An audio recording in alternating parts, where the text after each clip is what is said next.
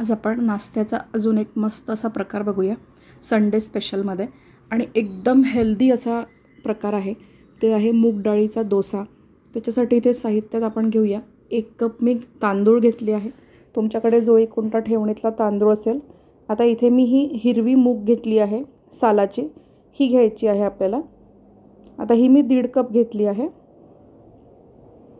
आता हे बघा असं हे मिक्स करून घ्यायचं आहे आपल्याला. ह्याच्यामध्ये थोडेसे मेथी दाणे घालणार आहे मी आणि आता ह्याला धुवून घ्यायचं आहे आणि ह्याला आपल्याला एक 6 तास भिजत टाकायचं आहे.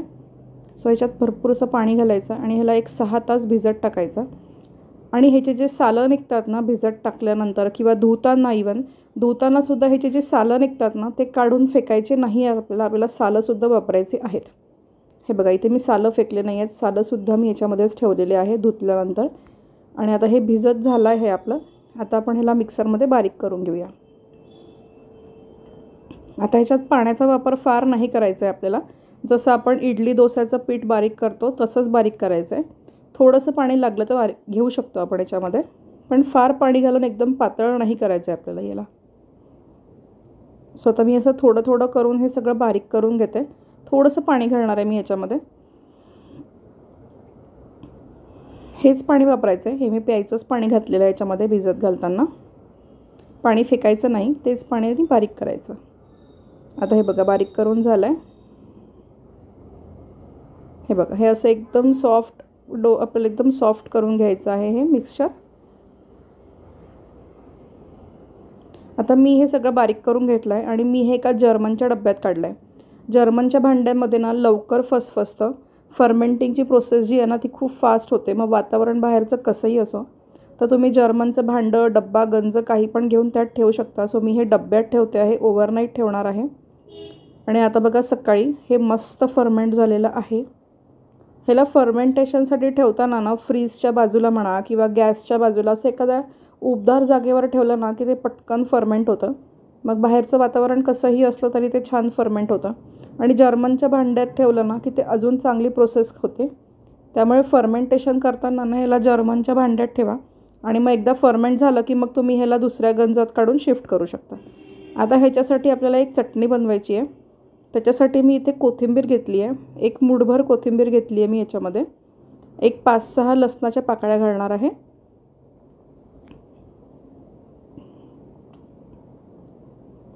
जिरं घालायचं आहे. एक 2 चमचे मी जिरं घालणार आहे ह्याच्यामध्ये. आणि हिरव्या मिरच्या घालायच्या. एक 3 ते 4 हिरव्या मिरच्या अर्ध्या तोडून घेतल्या ते घालते. आणि याच्यामध्ये मी एक छोटा साईजचा कांदा घेतला आहे आणि तो कांदासुद्धा आपल्याला ह्याच्यात घालायचा. तर तुम्ही कांदा खात नसाल तर कांदा नाही घातला तरी चालतो. कांदा ऑप्शनल आहे, पण कांद्याने चव छान लागते म्हणून घालायचं आहे. आता हे बारीक करून घ्यायचं आहे आपल्याला. बारीक करताना ह्याच्यामध्ये पाण्याचा वापर करायचा नाही आहे. जर इन केस तुम्हाला वाटत असेल हे बारीक होत नाही आहे, ते जे आपण डोस्याचं पीठ घेतलं होतं ते ह्याच्यात घालून तुम्ही वाटू शकता. हे बघा आता हे छान वाटून झालं आहे. आता हे जे वाटण केलं होतं आपण हे मूग डाळीच्या पिठात घालायचं आहे. ह्यानी डोस्याला चव खूप छान येते आणि चटणीसोबत नाही खाल्लं, नुसतं खाल्लं तरी पण खूप छान लागतात हे डोसे. आता हे तुम्ही मुलांना टिफिनमध्ये वगैरे पण देऊ शकता. आता तुमचे मुलं जर पालक म्हणा किंवा मेथी, हिरव्या पालेभाज्या काही खात नसतील तर तुम्ही ते सुद्धा या चटणीत मिक्सरमध्ये बारीक करून याच्यात घालू शकता. पण फार प्रमाणात नाही घालायचं, थोडंसं क्वांटिटी घालायची. ह्याच निमित्ताने मुलांच्या पोटात भाज्या जातात. सो ते सुद्धा तुम्ही ट्राय करू शकता. आता हे छान आपल्याला मिक्स करून घ्यायचं आहे आणि मी चवीनुसार मीठ पण घातलं आहे ह्याच्यामध्ये. आता हे छान मिक्स करून घेऊया आपण. आणि आपला डोसा बॅटर तयार झाला आहे. चटणी घातल्याने ना खूप छान चव येते या डोस्यांना.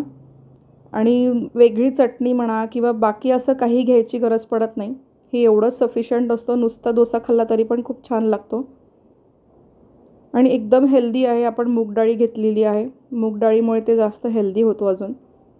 हे बघा हे असं आपलं मिक्सचर तयार झालं आहे. आता आपण डोसे करायला घेऊया. इथे मी पॅन घेतला आहे, हलका गरम झालेला आहे. आता त्याच्यावर हे थोडंसं पीठ घालायचं आहे आणि ह्याला डोस्यासारखं पसरवून घ्यायचं आहे. मीडियम हाय फ्लेमवर ह्याला करून घ्यायचं आहे आपल्याला. एकदम हाय फ्लेमवर करू नका, मीडियम हाय करा आणि मीडियम हायवर याला होऊ द्यायचं आहे आपल्याला. थोडंसं तेल घालायचं आहे वरनं हलकं, असं थोडंसं तेल घालून घेऊया. आणि आता ह्याला मीडियम हायवर होऊ द्यायचं आहे आपल्याला. हलका असा लालसर रंग येतोच तेव्हा कळतंच आपल्याला हे डोसे झालेले आहे म्हणून. फुल गॅस ठेवला तर ते खालून पूर्ण लाल लाल होऊन जातील आणि कच्चे लागतील, व्यवस्थित होणार नाही. हे बघा साईडने आतमध्ये बघू शकता तुम्ही हलका लालसर रंग आला आहे आणि तसं आल्यानंतर ह्याला काढून घ्यायचं. इझिली निघतं, हे चिपकत नाही, व्यवस्थित निघतात. आता ह्याला हे असं काढून पलटवून घ्यायचं आहे आणि आतल्या बाजूनी पण होऊ द्यायचं 1-2 मिनटं. आता थोडी फ्लेम हाय केली तरी चालते, कारण ऑलरेडी आपला डोसा जो आहे तो व्यवस्थित शिजलेला आहे. हे बघा आता हा दुसरी साईड पण आपली तयार झाली आहे. हे बघा दोन्ही साईडनी छान झाला आहे आणि अशा पद्धतीने आपला हा डोसा बनवून तयार झाला आहे. मस्त कुरकुरीत लागतो, छान लागतो, सॉफ्ट पण लागतो आणि खायला खूप हेल्दी आहे.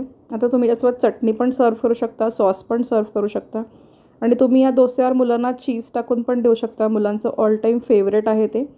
सो याच्यात तुम्ही पुष्कळ व्हेरिएशन्स करू शकता. सो रेसिपी नक्की ट्राय करून बघा, कशी वाटली ते सांगा. चॅनलवर नवीन असाल तर सबस्क्राईब नक्की करा, लाईक करा व्हिडिओला. थँक्यू.